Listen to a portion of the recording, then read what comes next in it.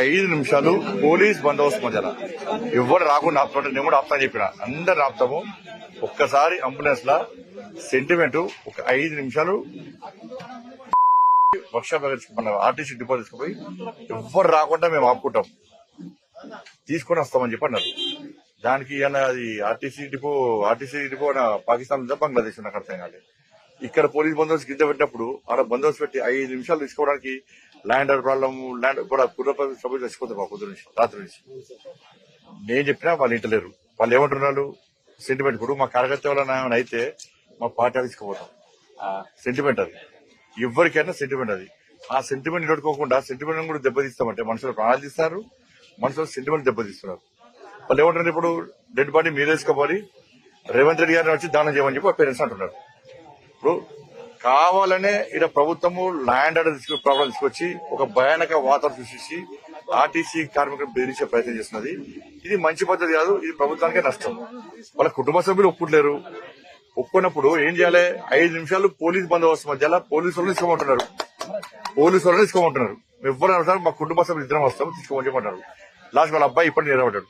కాబట్టి ప్రభుత్వం గమనించాలి. ల్యాండ్ ఆర్డర్ ప్రాబ్లమ్స్ కానీ ఎవరికి లేదు, ప్రభుత్వానికే ఉంది.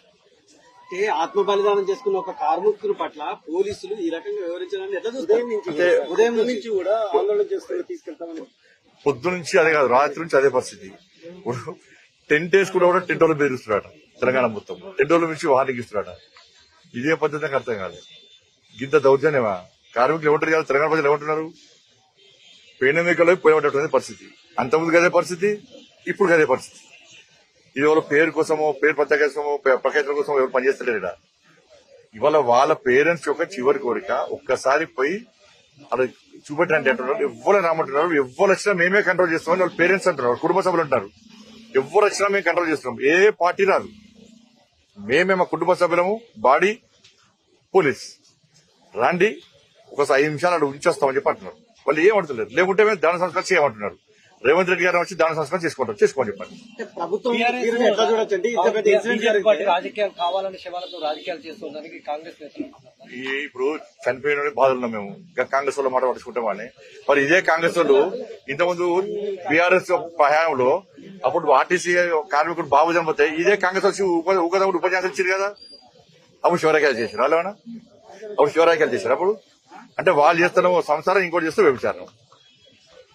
ఈ కాంగ్రెస్ మాట లోడుచుకుంటారు. జనం తిడుతున్నారు, ఎట్లా తిడుతున్నారు, జనం పొట్టు తిడుతున్నారు.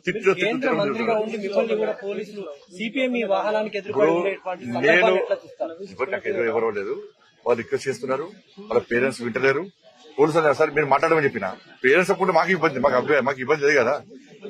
పేరెంట్స్ వాళ్ళ అబ్బాయి కూడా ఒప్పుకుంటాడు, వాళ్ళు కూడా ఒప్పుకుంటారు. కనీసం మర్యాద. ఇప్పుడు మళ్ళీ ఏం బెదిరిస్తున్నారు? మీరు ఇట్లా మాట్లాడితే మీకు వచ్చే బెనిఫిట్స్ ఏమని బెదిరిస్తున్నారు. కొంత కాంగ్రెస్ లీడర్లను పంపించి మీరు ఇట్లా వేస్తే మీకు బెనిఫిట్స్ ఏమని బెదిరిస్తున్నారు. ఇంత చిల్లర రాజకీయాలు. 5 నిమిషాలు అక్కడ బందోబస్తు పెట్టి ఇక్కడ అనేక అంతిమయాత్రలు చేస్తాం మనం తెలంగాణలో. తెలంగాణ ఉద్యమం అప్పుడు అనేక అంతిమయాత్రలు చేస్తాం. ఎక్కడ గొడవలైనాయా? ఇక్కడ రాలే కదా. ఒక ఆర్టీసీ కార్మికుడు చనిపోతే అక్కడ బందోబస్తు పెట్టి డెడ్ బాడీని అంబులెన్స్ లా వాళ్ళ కుటుంబ సభ్యులతో తీసుకొని పోయి లాస్ట్ కి ఏమన్నా సరే నాకు వదిలిపెట్టుర్రి, నేనే గ్యారంటీ సెంట్రల్ విషయం గ్యారంటీ ఇస్తున్నా, నేనే అంబులెన్స్ నడుపుకుంటూ పోతా, ముంగడ పోలీసు వెనుక పోలీసు చెప్పండి, నేను బస్ ఎక్కి ఎండలో కూర్చొని మారుతా, ఇవ్వలేరు ఇక్కడ ఒక్కళ్ళు కూడా రాకుండా నేనే ఆపుతా.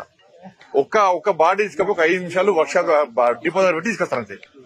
ఇది కూడా చెప్పినా కూడా మొండివాదం చేస్తే రేపటిదాకా డెడ్ బాడీ కట్టిన ఉంటుంది. రేపటిదాకా నేను కూడా ఇక్కడ ఉంటా. వాళ్ళు అదేంటున్నారు పోనీ ఏమని చెప్పారు.